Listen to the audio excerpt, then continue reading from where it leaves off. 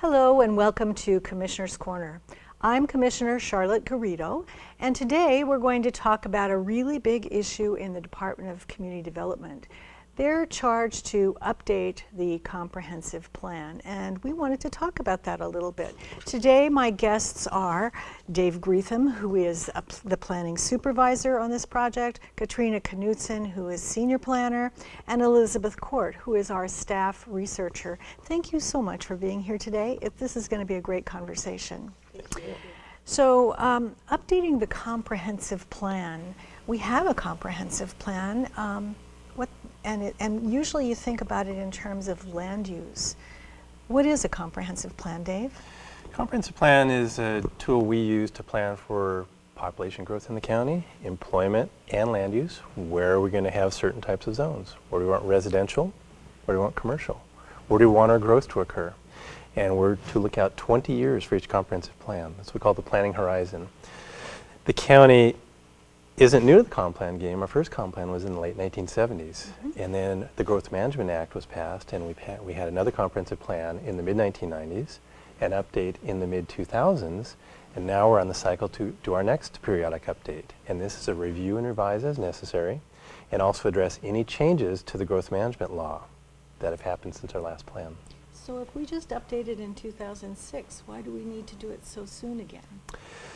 Because, number one, the legislature has changed the cycle for cities and towns that plan under the Growth Management Act to update their plans. We're all working under something called the Growth Management Act, which was a law passed in 1990, and that requires cities and towns and counties over a certain size to have a comprehensive plan.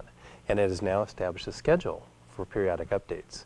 So we've dealt with our prior update, dealt with any appeals. We now have a valid plan, and we're on our schedule for a periodic update. And the Growth Management Act has directives as to what we need to look at in that plan. And there are 14 planning goals we deal with: environment, traffic, population growth, employment. We won't get into all those here, but there are 14 different primary planning goals we look at. And this plan wraps those all into one package and helps us look forward and plan for changes in the county over the next 20 years. So Katrina, can you tell us a little bit about what are the required elements that we have to include? Yes. The required elements within the comprehensive plan are land use, which essentially is what a property owner can expect to, the activities they can have on their property. Housing, which obviously we all know what housing is, but really what it wants to get at is, who's living in a single family residence, so with a family, just their family, or who's living in a multifamily dwelling, which would be a housing unit that is attached to another housing unit. We're also required to have a capital facilities plan, which takes into account all of our roads, our sewer, our stormwater, our parks, our public buildings, all of those things, so that we're able to budget for them as our population increases. Our transportation element, which is a part of the capital facilities plan, but essentially how are our residents going to travel to and from work, to and from school, and also are there ways that a non-motorized kind of a way to get, how are we biking, how are we walking? Another important required element is our rural element, and that really is what is our rural character and how can we preserve that so that we have a lot of our more dense areas in our urban areas, but how can we keep our rural environment to enjoy for future generations? And the last required element is economic development, which we know is very important to our community to sustain the health of our Kitsap County. Great. Thank you. That sounds pretty technical, and sounds like you've done a lot of preparation to get us to this point. I heard you talk about the rural element, and I'm hoping that we also talk about one of my favorite topics in terms of rural and urban, but that is the production and distribution of food. But in the meantime, I think that it's important to sort of lay the groundwork of some of the important work that the Department of Community Development has done in preparing to be able to do the comprehensive plan update and your regular work. I need to brag a little bit about the lean process improvement that has happened over the last few years in the Department of Community Development, where we have actually looked very closely at every step of work that you do and begun to reduce some of those steps because we found that they were redundant and didn't need to be occurring. So it's a very impressive change that's been made in the department since the last update of the comprehensive plan. We have hired a staff demographer, or researcher as you're now being called, which has been a huge step for the amount of data and information that we are able to introduce into our planning process. My favorite is that we've created an internal review team, and I'm hoping that we'll talk about that a little, just because for me, public participation is the key to having a really super comprehensive plan or an update. And the citizens who live in our community are so capable of offering us really good ideas about this community that we all love and live in. So I'd like to hear a little bit more about that internal review team and who is on it, and how that's different than some of the work that's gone on in the past. And we also have, we're still putting the final touches on a public participation plan, fondly called Here Kitsap rather than the public participation plan. So I'm really interested in us talking about some of the chief issues that will be addressed in the comprehensive planning process, but I want to maybe kick off with just a few questions to each of you about the part that you're playing. So Elizabeth, I'm really interested in hearing a little bit about how our population has grown and changed in the past 20 years, or even in the past 8 years, and how we anticipate changes into the future. Well, over the past 20 years, we have seen, if you average it out, about a 1% growth. We did have some large spikes in growth in the mid-70s. We actually saw some decreases in population growth in the 80s. A few years we saw decreases, but overall we've seen about a 1% growth. Right now our population is about 250,000.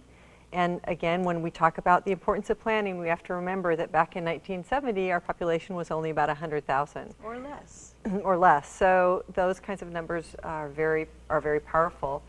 In the last 20 years, one of the big trends we've seen where we followed the rest of the country and the state is the overall aging of our population.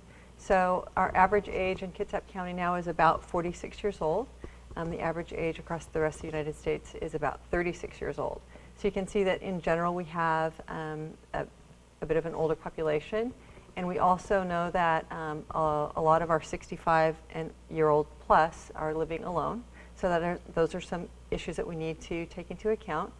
The final point I'd like to make about the changes we've seen in our population in, say, the last 10 years is an increase in our veterans population. Kitsap County is now has the second largest population of veterans by a percentage basis in the state, just after Island County. So we have approximately 21% of our population are veterans. Very important fact when we think about planning for the future. In a lot of different ways, it certainly is important. While you're talking about numbers, though, I understand that we are the third most densely populated county in the state? Yes, Commissioner, that's a very important point. When you drive through Kitsap County, we all know, we live here, we get this rural feeling that we were just mentioning. But surprisingly, when you look at the number of people per square mile, we are the third most dense county in the state. So just after King and Clark County, Kitsap County has the third highest density, and that's at approximately 630 people per square mile.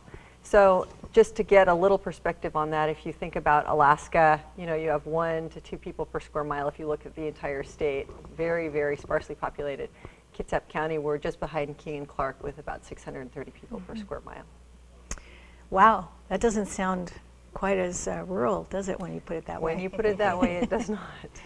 So actually we talk about our rural quality of life, but quality is really one of the things that is in the principles of our comprehensive planning, and should be.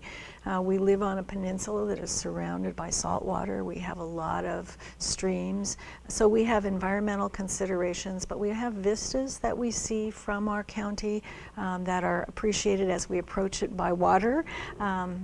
because 4 of our highways are extended by marine travel on vessels in the Washington State Ferry. Those are all considerations for how we're planning, the transportation planning, the environmental planning, et cetera. We're considering where we are and how we maintain those qualities into the future as well. So I hope that we'll have time to talk about that. But we also know that jobs are really important here. And we have some great jobs, and we have a lot of people who commute outside of the county. Elizabeth, I know that you've pulled together some of the data, and I've been very interested in especially those who travel into our county from other counties and travel from our county to other counties, especially Pierce and King County, every day.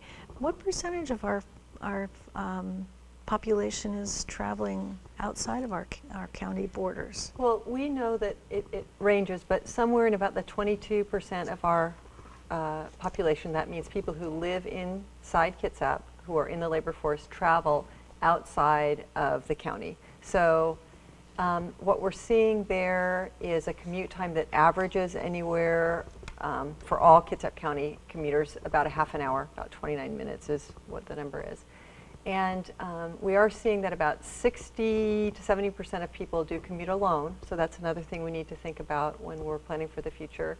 But again, we do see people leaving Kitsap, getting on those off 104 onto the ferry at Kingston or at Bremerton, Bainbridge, going over to King, Pierce, Snow, driving south through Mason to go to jobs in other counties. And that's something we do need to consider. Now, that means that they're bringing income back into the county, but it also means that they are having to make that commute.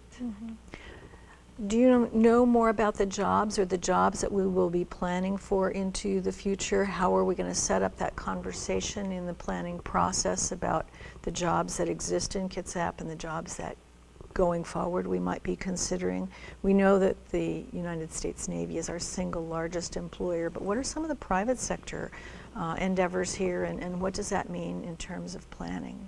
Well, I think I'll take the first part of that and Okay. then pass the future question to you. So right now we have that mix. We've got about the 30,000 government jobs here inside the county. And then when you look at the rest of the snapshot, we've got about between 5,500 and 6,000 in the manufacturing, goods producing, construction sector. Then you look at the services sector, which is the remainder, the private services sector. You've got your trade transportation. We've got about 10,000 retail positions, about 12,000 in warehousing and transportation. And then one of the things that the comprehensive plan is taking into account is looking at various issues around future employment. Katrina, I'll pass that to you. Oh, great. So one of the big things that we're doing within this comprehensive plan update is also working with our cities, knowing that there are partners in this. So we'll be working with Bainbridge, Bremerton, Paulsbo, and the city of Port Orchard in order to make the conversation more rounded as to what jobs that we need to have here, as we know that we plan together. Going into the future, we really want to look to our citizens to tell us what types of jobs they would want here. But in speaking with local developers and local business people, we're seeing a trend towards, as Elizabeth mentioned, towards more of industrial jobs coming back into the United States, Washington State, and Kitsap County. And what that means for us, if you look at industrial jobs compared to retail jobs, are that industrial jobs provide more living wage positions, which is very important to our community because it allows people to have better access to obviously a better wage, but also health care, and to bring more money back into the county. So are there particular plans or ways that you'll plan for those industrial jobs? Personally, I know that we're talking a lot about advanced manufacturing. We have a Kitsap Aerospace and Defense Alliance that's talking about aerospace and related marine technology. what kinds of physical planning are you going to be able to do to accommodate those kinds of needs? So the planning for that will take place in the capital facilities plan. We have some of the network issues addressed in our budget for our capital facilities plan already, but we do know that high-powered internet access is required for a lot of these businesses to kind of take flight, if you will. Good one. But also the transportation network, access to railways. As you mentioned, a lot of the access to our county comes from either ferries or by bridge. So ensuring that the transportation network is a good flow is important to this as well. Also, electricity, having high-powered electrical lines is something that we're needing to look at through this comprehensive plan. There's certain industries that you mentioned, Commissioner, that require a higher level of wattage, and so those are some of the things that we'll need to be looking at in this comprehensive plan. Don't forget broadband. And broadband, yes. So where do you expect to see employment in 20 years from now? Since we're planning for 20 years. I think Elizabeth mentioned how many jobs we have over the next, until 2035, we're expecting around 45,000 more jobs to come into the county, which is a pretty steady increase. So it's a pretty substantial amount that we're expecting here within the county. So no more detail than that at this point. Well, essentially the Great Recession happened, and we can't ignore that. So any job growth that we had between 2000 and 2008, we were basically, or through 2010, we were taken back down to around 2008 levels. So essentially what that means is we grew within the planning horizon of our previous comprehensive plan, but unfortunately due to the Great Recession, we lost a lot of those jobs. So we're basically starting from a 2008 platform going forward. Where we are seeing job growth right now is in right around Paulsbo, within Bainbridge and Silverdale, and a lot of that is retail development. We're projecting in our plan right now, the South Kitsap industrial area will be taking approximately 35% of the new growth into that area, which will be primarily for industrial uses. However, there is a number of acres located for commercial in there as well. So I think we can anticipate the trend in North Kitsap staying pretty steady, and as well as more development going into the South Kitsap industrial area as the infrastructure that we just talked about is provided to the area.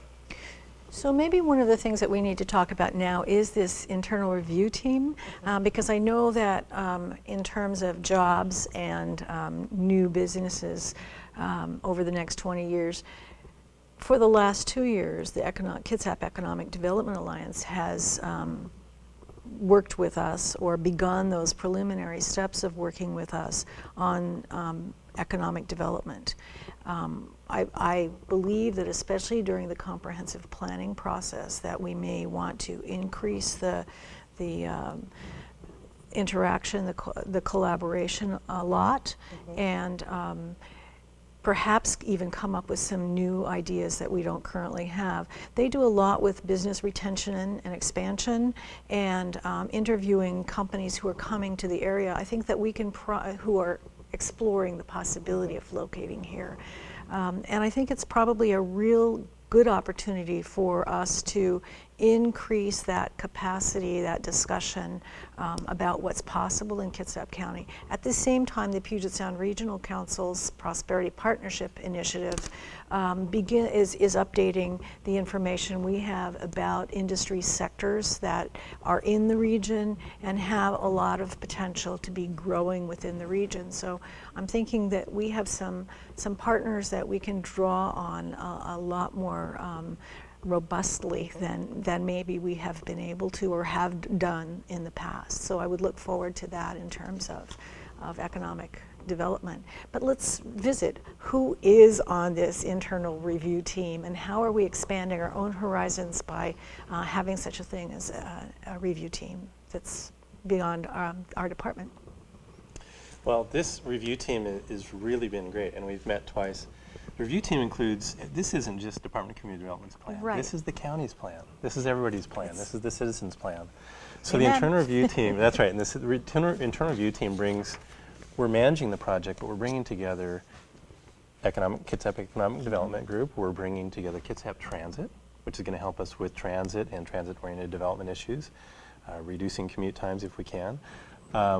Public Works, all the various divisions of Public Works. Katrina talked about public facilities, where our sewer plant's going to be, what are our needs. Parks Department.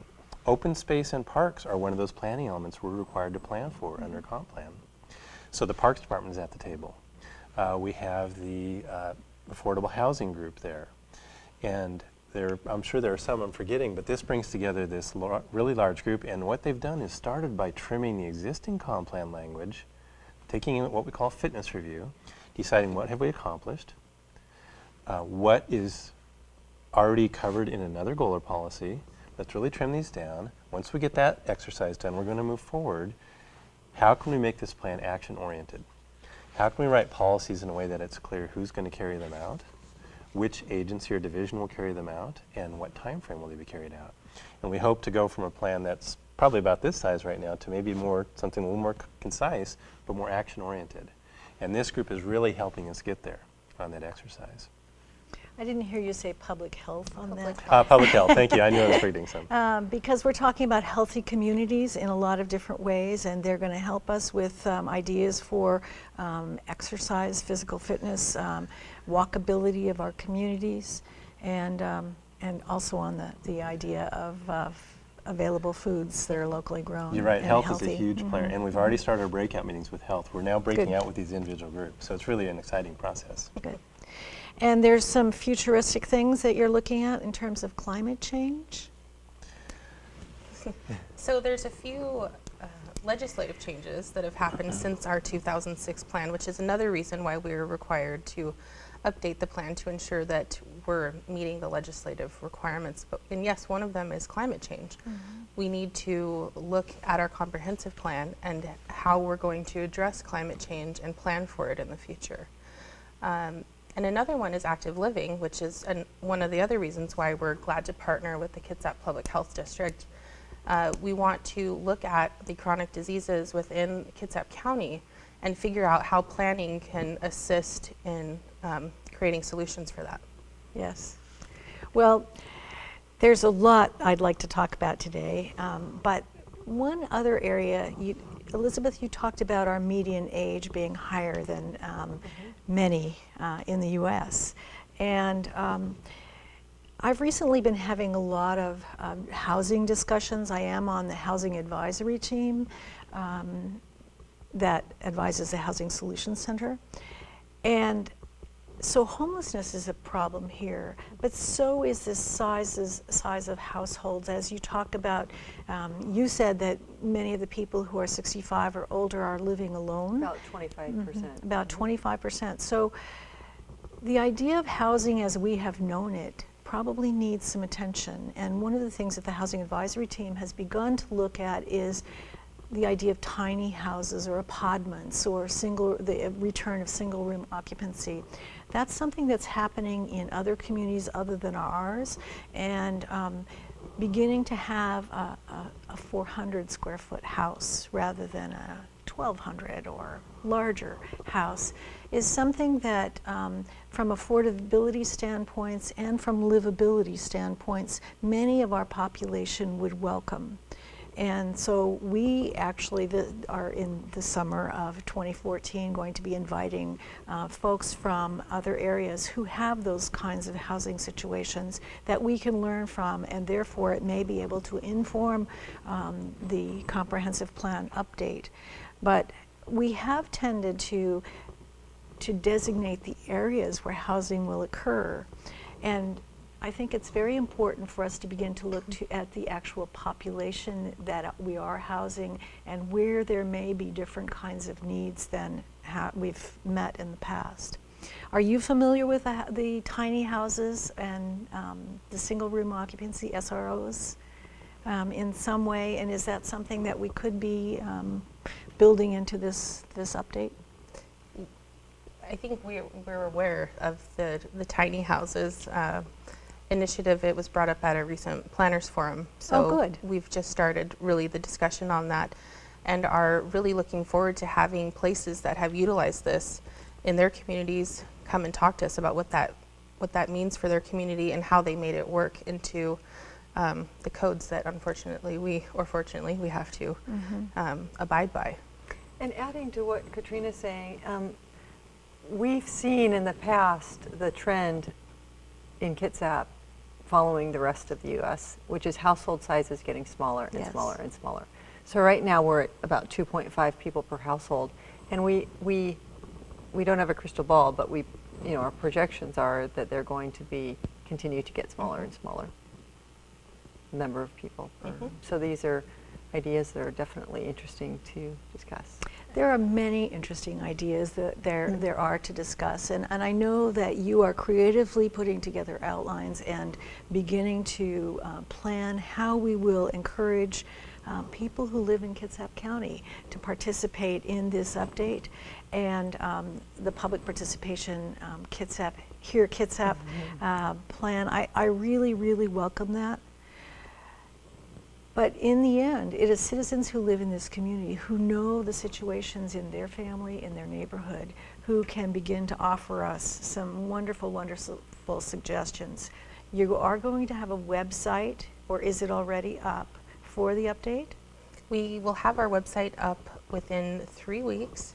So we're working on it very hard right now, trying to make it absolutely perfect and interactive for our citizens to utilize. Great. So it will be up in June posted in June of 2014. And so thank you all for being here. I've so much enjoyed this conversation. I look forward to continuing the conversation. And for the next 2 years, we will be updating Kitsap County's comprehensive plan. Citizens, please stay tuned. Join the meetings that will be planned in your neighborhood and in your area of the county. Pay attention to the website. It'll be posted again at the very end. We are so glad that you joined us today. This is a great conversation, and we look forward to having your voice in that conversation as we continue on. For Commissioner's Corner, I'm Charlotte Garrido. Thank you for being with all of us today.